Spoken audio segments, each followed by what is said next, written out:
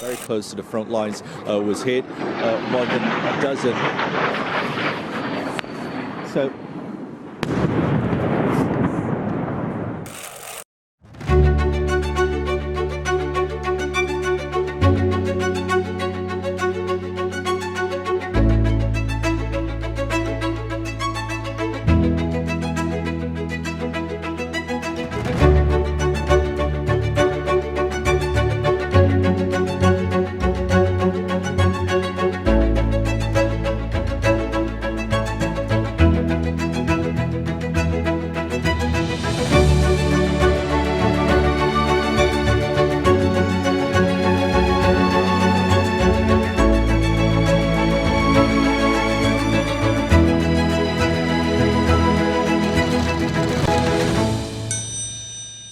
France में भारत के UPI के उपयोग को लेकर भी समझौता हो गया है।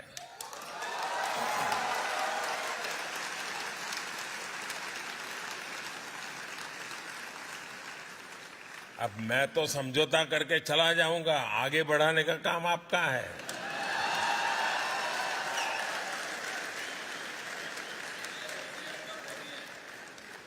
साथियों, आने वाले दिनों में इसकी शुरुआत आईफेल टावर से की जाएगी।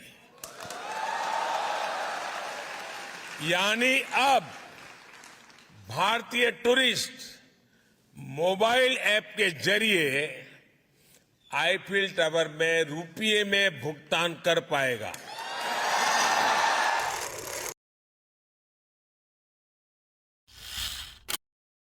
SWIFT is essentially the computer hub that processes the world's financial transactions. It's been called the central nervous system of finance.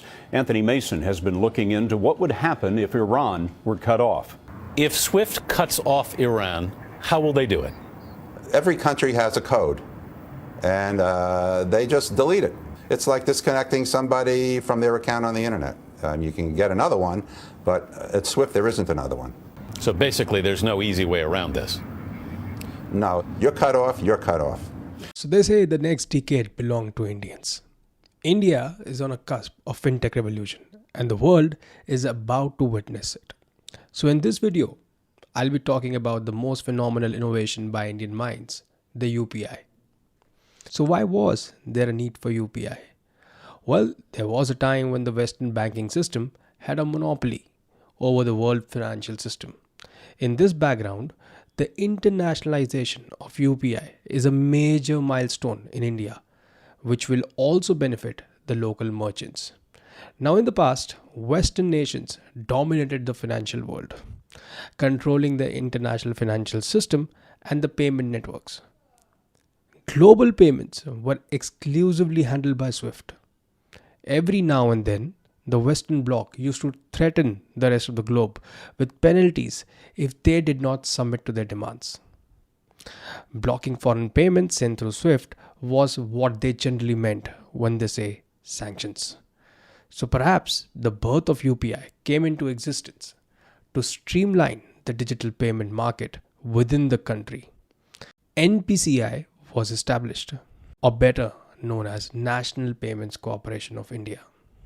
Now, Unified Payment Interface is a portal developed by the National Payment Corporation of India to facilitate interoperability between the banks.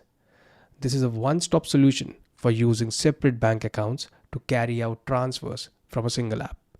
It allows all account holders to send and receive money through their smartphones with a single identifier, the virtual payment address, commonly known as UPI ID, without needing any bank account information. Now, one does not require anybody's IFSC code. There are obvious advantages of UPI for customers, banks and merchants. Now, such as for banks, it's a single identifier payment base. For customers, it's available round the clock, single application for access to various bank accounts. And for merchants, they can tap consumers who do not have credit or debit cards, and it's suitable for e-commerce and mobile commerce transactions. And it also resolves the problem of cash on delivery. So now coming back to the Western nations' monopoly over the world's financial system. The European Union stands united. Tonight, European leaders were fully aligned in condemning the atrocious and unprovoked attacks. Now we have to meet the moment. We will hold the Kremlin accountable.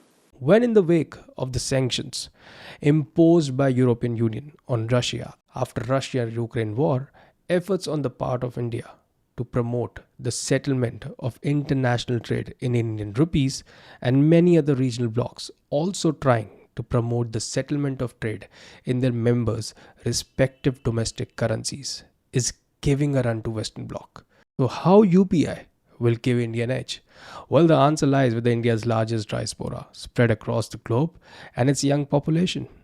Also, foreigners arriving in India can also use UPI without having an Indian bank account. Currently, this is only available at select airports. Now, India is going global with UPI. Entities of various countries that have partnered with the UPI network are Singapore, UAE, France, Nepal, Sri Lanka, Bhutan, Oman, Malaysia, Thailand, Philippines, Vietnam, Cambodia, Hong Kong, Taiwan, South Korea, United Kingdom, Japan, Netherlands, Belgium, Luxembourg, and Switzerland. While in Australia, Canada, Hong Kong, USA, and Saudi Arabia, NPCI will enable international mobile number linked UPI transactions. The NRIs in these countries need to have non-residential external account or non-residential ordinary account here in India. Furthermore, when UPI expands to merchants in the NRI's country of residence, they can also enjoy the convenience of making instant transfers. This enables them to make seamless merchant payments and peer-to-peer transfers. This development will contribute to the wider adoption and recognition of Indian payments technology on a global scale, positioning UPI as a prominent international payment and money transfer network. So why is India globalizing the UPI? Well, the answer is simple. To enable seamless cross-border transactions, this is being done to lower the cost of fund transfers and remittance payments. Also, globally credit cards are used more outside India. But now most of these countries will also have an UPI payment interface to pay via mobile. So what next for UPI in times of Web3, where blockchain play an important role? Well, Estonia, China, UK and Brazil are all focusing on creating their own blockchain infrastructures. NPCI CEO Dilip Asbe talked about this in an Indian Express article last year. He says the need of the hour is to work on an indigenous solution of the people, for the people and by the people, an Indian blockchain platform. Even if it takes years to design and implement, a digital infrastructure based on blockchain technology will transform the digital ecosystem in India and will enable the future of digital services, platforms, applications, contents, and solutions. So how would India's central bank digital currency tie up with the Indian stack? Well, I interacted with a senior policymaker, Mr. K. Yatish Rajawat. Even though he had a different opinion on the blockchain infrastructure, here is what he had to say. Hi, good morning, Mr. Rajawat. So it's been a pleasure hosting you. And I'm covering in this video as to how UPI should tie itself up with CBDCs, right? So I would like to know your thoughts. How do you see this? When CBDCs get interlinked between central banks, and this is one of the proposals that the Bank of International Settlement has put, that all CBDCs finally will get interlinked, automatically creates a system that would, rival that of SWIFT. Now, the linkage itself and which organization links the CBDC is very important, and that is what I had talked about in that article, that why India should take a lead on this and how it can take a lead. So instead of just looking at the current SMFS system, which is what the central bank is proposing, they should actually look at a bigger picture, and they should look at a digital public infrastructure at a global level that is the potential, that is the opportunity, and I think the committee of bankers that has been appointed to look at it will look at the bigger opportunity here. China has its own blockchain infrastructure, and Estonia has There is no infrastructure called as a blockchain infrastructure, Achit, okay? A blockchain is not an infrastructure, first of all. Blockchain is a technology. Technology cannot be an infrastructure, you know. So is Java an infrastructure? We must understand that China, yes, does use blockchain extensively, but you must also understand that China is also way behind India in the use of digital infrastructures. It's way behind. So, and China still, the payment systems in China are still controlled by WeChat and Alipay, which are private entities. So you see, UPI as a stack is being deployed in various forms in 22, 23 countries across the world. Some of these countries have, because it's an open source software available in GitHub, some countries have picked up the software stack on their own. And in case of some countries like UAE and all, they have asked NPCI to actually help them implement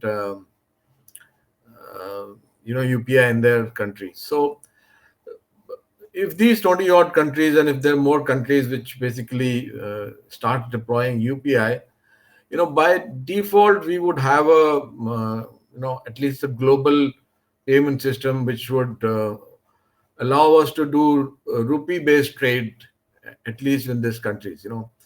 We would be able to deploy POS machines which use the rupee credit card or debit card.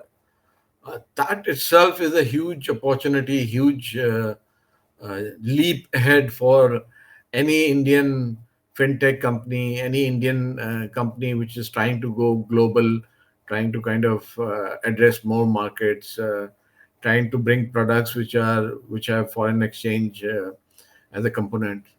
So the UPI story continues to grow and amaze us every time we look at it. So now in a multipolar world where you have global security order that is dominated by America, economy order where a lot of power shuffle is happening, and now the third one, a technology order which will possibly rule our lives in the future, it is increasingly important to gain strength and be self-reliant in the world. Amid all of this, India seems to be ready for a charge. So Indians everywhere, it's time to assemble. Thank you and have a good day.